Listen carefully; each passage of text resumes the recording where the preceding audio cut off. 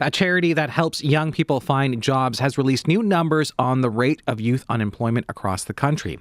While the current unemployment rate sits at 6.5%, King's Trust Canada says the number of out-of-work young people is more than double that at 14.2%.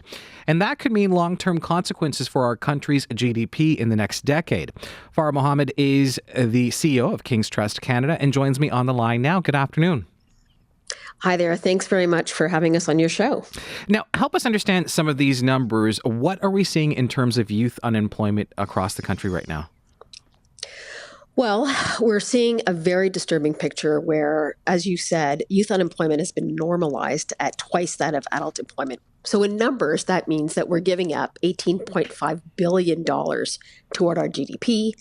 Government's not going to realize $5 billion in revenue, and about 228,000 jobs are going to be lost. So, that's the data side of what we're seeing. And then there's a whole social side to what we're seeing. But the numbers are quite stark. And, this is a very short period of time. It's 10 years. And think about all the people who are going to be getting into the labor force. We have a problem. We have a silent crisis on our hands that we need to figure out how to solve. Tell me about that number of jobs lost. Can you explain what that means? Yeah, so if we were to take action, in the report we talk about what government can do, what corporations can do, and what organizations like ours can do. If we were to take action, the actions that could be taken would result in approximately 228,000 new jobs.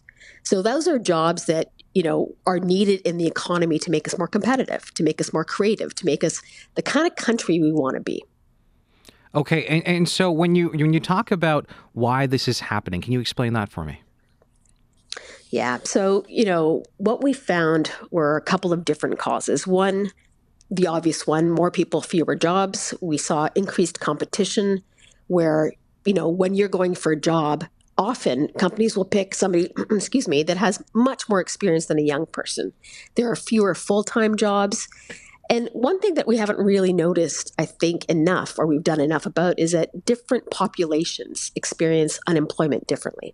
So in the report, we talk about what does that mean for racialized youth? What does that mean for those who are dealing with disabilities or newcomers? So when you break it down, the circumstance is very different. In the report, we talk about Indigenous youth, and we've seen a little bit of an uptick on their employment, but we don't know why. So we have a challenge in understanding why are these things happening? And until we have data that explains that, we really don't know how can we actually focus on those specific groups. Can you differentiate, what we're seeing with these demographics? Sure.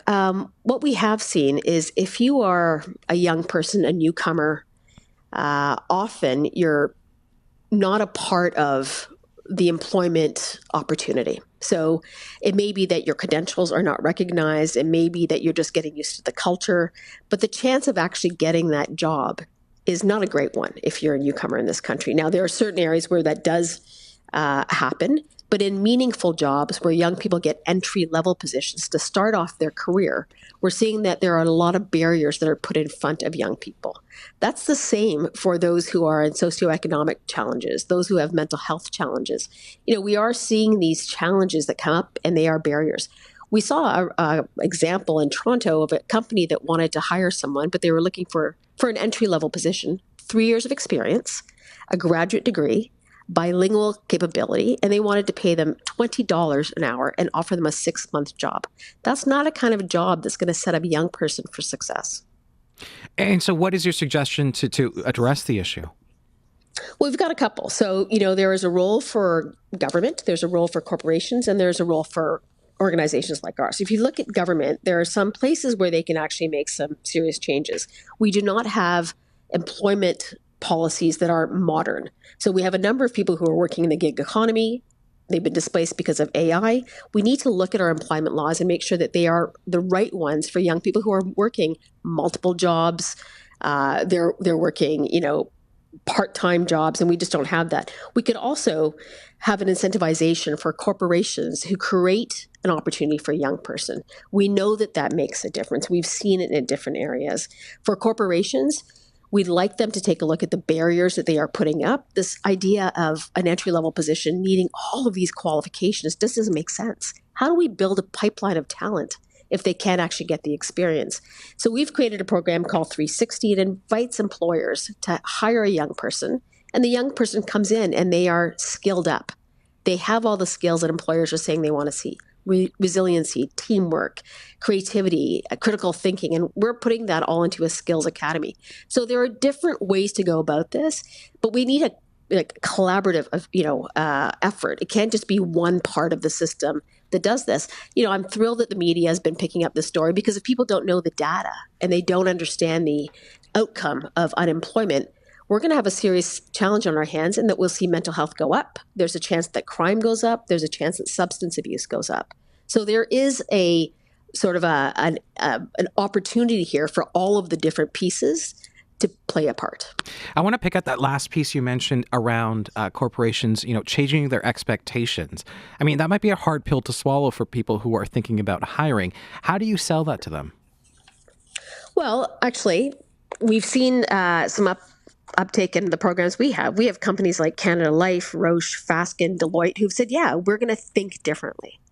We are asking employers to think differently. We're asking them to take a risk on a population of people who want to work. They're high potential, they're driven. We've told them, go to school, come out, you'll get a job, you'll get opportunity, you'll buy a house. And now they're finding that that's not the case. So we do have corporations who are thinking differently. We applaud that to them, but we need to see a lot more action on the side of the corporations. Farah, I appreciate your thoughts this afternoon. Thank you very much for covering this issue. Farah Mohamed is the CEO with King's Trust Canada. They released a study looking at the ways to alleviate the rising unemployment rate of young professionals.